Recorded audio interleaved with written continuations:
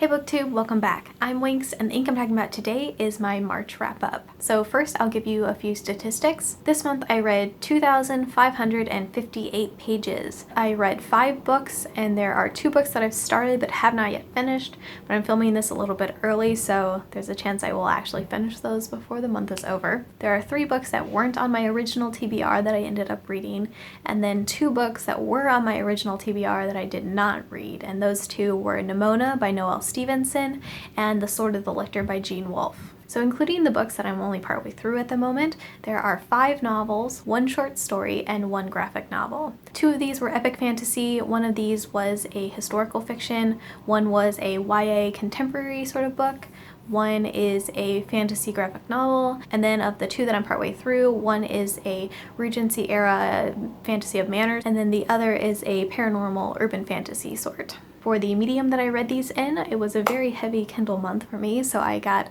5 books in Kindle, 1 paperback, and then 1 book I got from NetGalley, but it was a protected PDF, so I just read that one on my desktop. And then lastly for my ratings, so obviously I don't have ratings yet for the 2 that I have not finished, though one of them I'm thinking will be a solid 4 stars, but I will reserve making such claims until I'm totally done with it.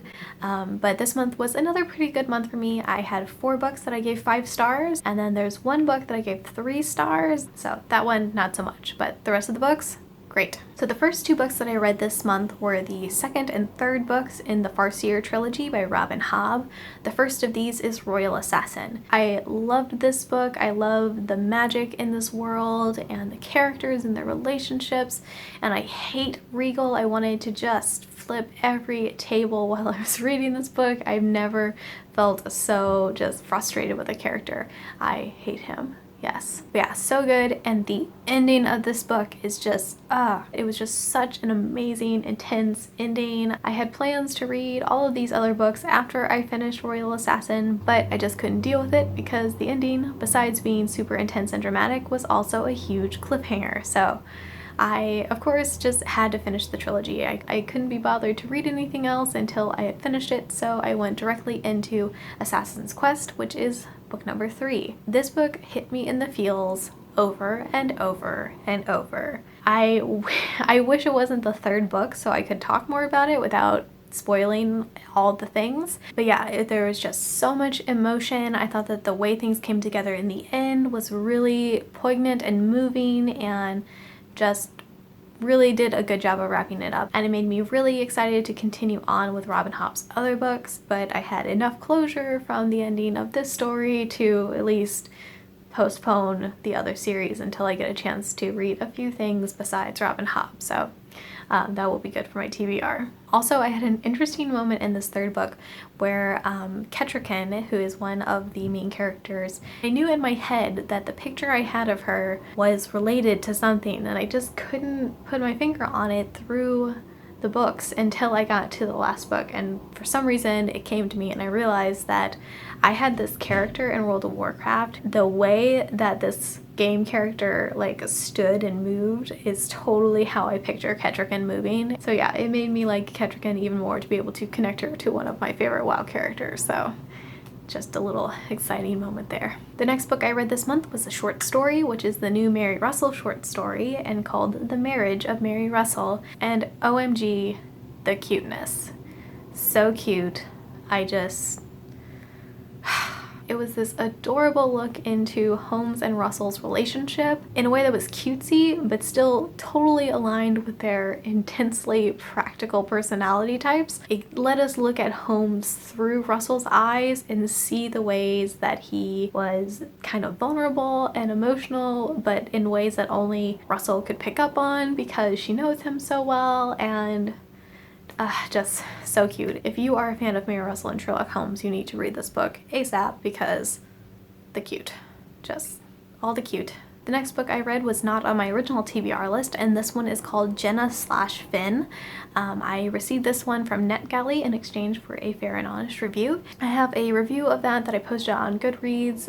It does have spoilers and is marked as such, but I will link that below if you want to read that. This book was advertised as being an LGBTQ cutesy sort of rom-com thing, and it's also written in a really unique and cool style where everything is either in like live journal type posts or IMs, emails, text messages, and then just like written journals. And yeah, that was really cool, and it made it such a fast read. This book was about 300 something pages, and I read it in one night in basically one sitting with like a break in between to go grab a snack. The beginning of it was so great. It was like every magical internet friendship that you've ever developed, those back and forths with these people who just get it and get the thing that you're really geeking out about. I was totally captured by the first half of this book.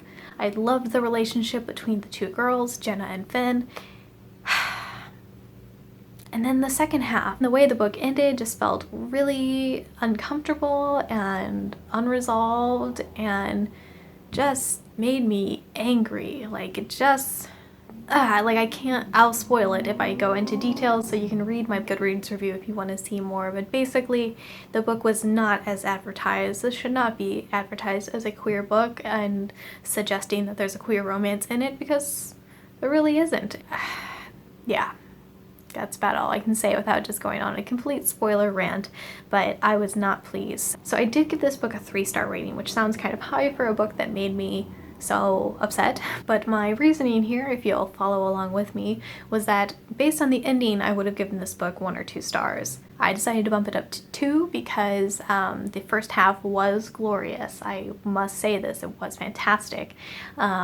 I was laughing, I was just smiling ear to ear. I loved watching these two interact and just sort of reliving all of these great friendships that I made through the internet and different fandoms and such.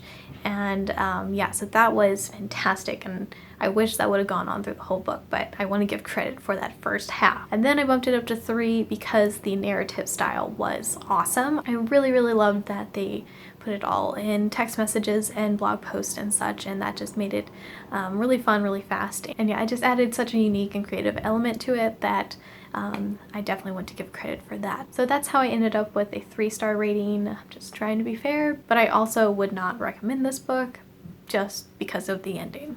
So after reading that book, I was just kind of grumpy and I wanted something to quickly turn my reading mood around. So I decided to give Rat Queens a go. I got the first volume in my March book haul, so that one has been sitting on my shelf just waiting for such a moment. And I read that one and it completely did the trick. I loved this book. It was hilarious. It follows this band of lady adventurers in this fantasy sort of world. The characters are really diverse, body positive, sex positive, just super hardcore awesome feminist ladies fighting monsters and evil and patriarchy, and just yes, I am all for this one, and I'm really looking forward to getting volume 2 sometime very soon. So that brings me now to the 2 books that I'm currently reading. The first of these is The Source by J.D. Horn. This is the second book in the Witching Savannah series and is at the moment a solid 4-star rating for me. I also gave the first book in the series 4 stars, though I do think that I like this one just a tad bit more so far. It's not a 5-star book for me, but definitely solid 4. I feel like after the first book, I'm now more attached to the characters. I really enjoy this one secondary character in particular, Oliver, who is the uncle of the main character, Mercy.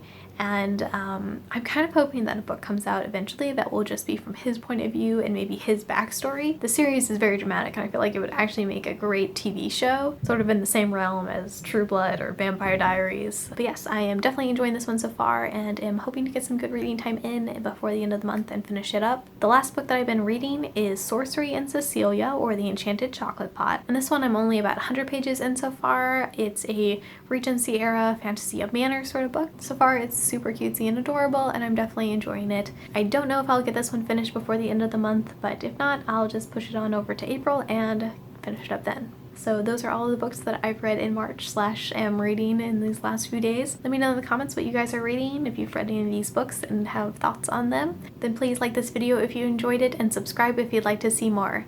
I hope everybody's week is getting off to a good start, and I will talk to you later. Bye!